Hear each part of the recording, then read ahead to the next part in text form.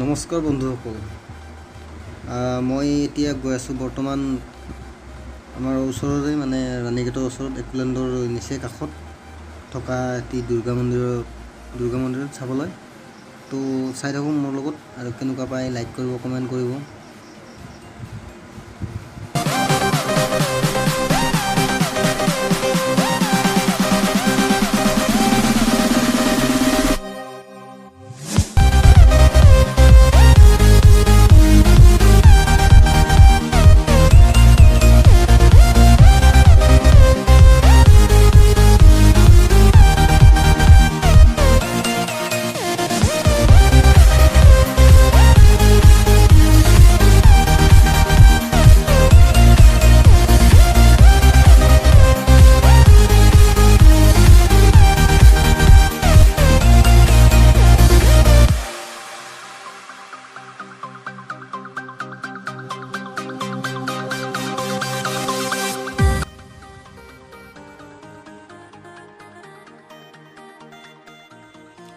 আৰু বৰ্তমান আহি আমি চাং ৰিজৰ্টৰ সন্মুখ পালোহি।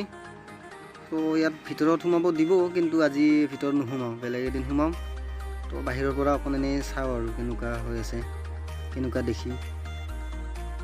ইয়াত মানুহে কাম কৰি আছে, কিবা কাম কৰি আছে, কি কাম কৰি আছে, কিবা মিস্ত্ৰী হ'ব সম্ভৱ। তো ইয়াৰ পৰা এনেই অকণমান এইটো গেটটো তো চাই থাকক। আজি আৰু ভিতৰত নোসোমাওঁ, ইয়াত ৰখি দিওঁ, ৰখি পেলাই অকণ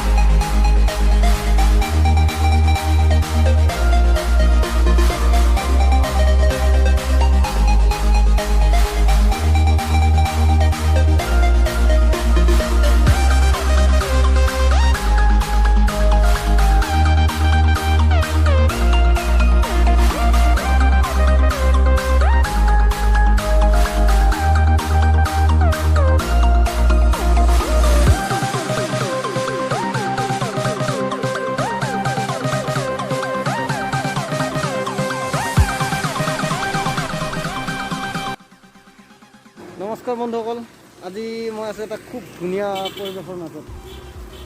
এইফালে গুৱাহাটীৰ পৰা ৰাস্তা, মানে একলেণ্ডৰ পৰা অকণমান ভিতৰত, আৰু মই আছোঁ এখন মন্দিৰৰ সন্মুখত। এটা ধুনীয়া মন্দিৰ, এইটো হৈছে দুৰ্গা মন্দিৰ।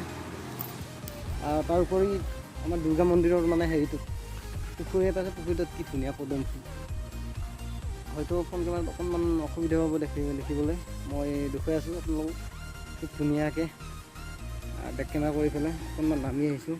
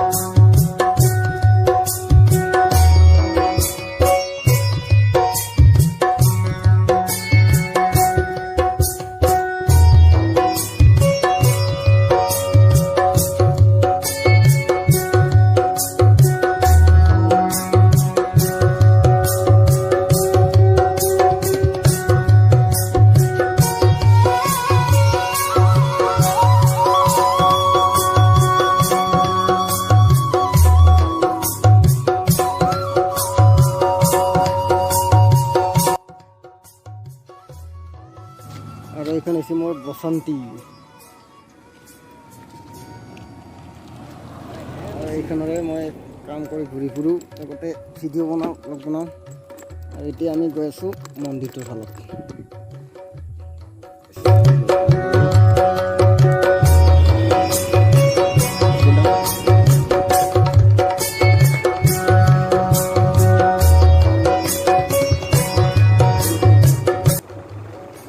আৰু 1 মিনিট আৰু এই বস্তু চাওক, এই বস্তুটো নতুনকৈ বনাই আছে ইয়াত।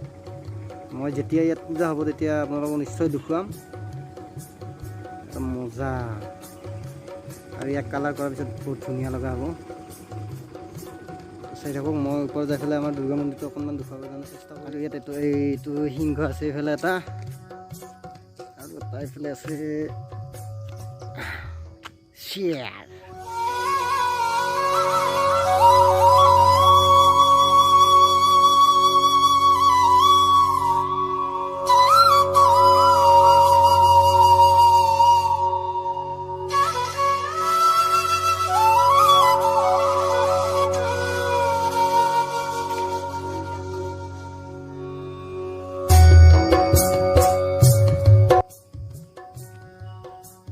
আহিলোঁ, এইটো মন্দিৰটো মোৰ পিছফালে আছে, আপোনালোকে দেখিয়ে আছে। আৰু এইটো কিমান পুৰণা হয় মই ইমান দিন আহিছোঁ, ইমান চোৱা নাই।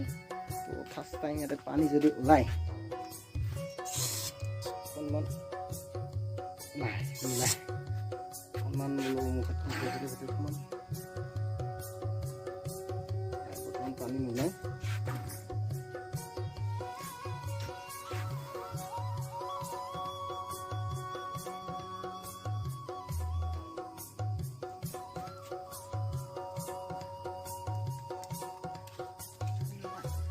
পানী নাই, আগত আছিল বোধ এতিয়া নাই।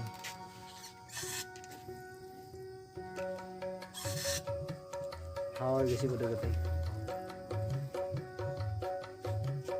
টিংকি করেছে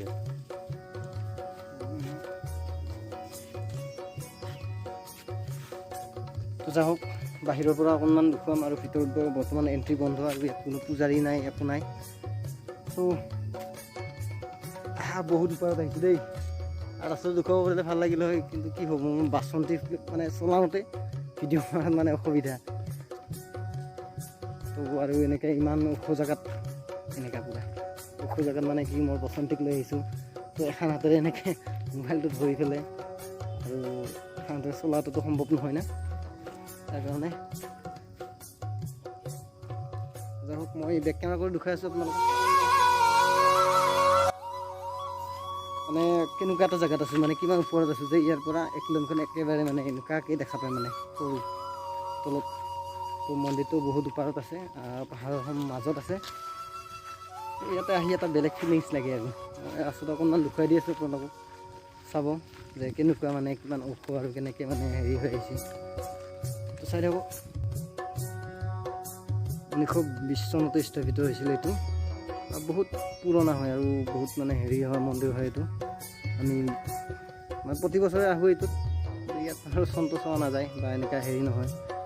তো ভাবিলোঁ আজি বহুত দিনৰ মূৰত মানে পূজা নকৰিলেও বা পূজাৰ হেৰি একো নাথাকিলেও অকণমান দেখুৱাই লৈ আহোঁ, ময়ো চাওঁ।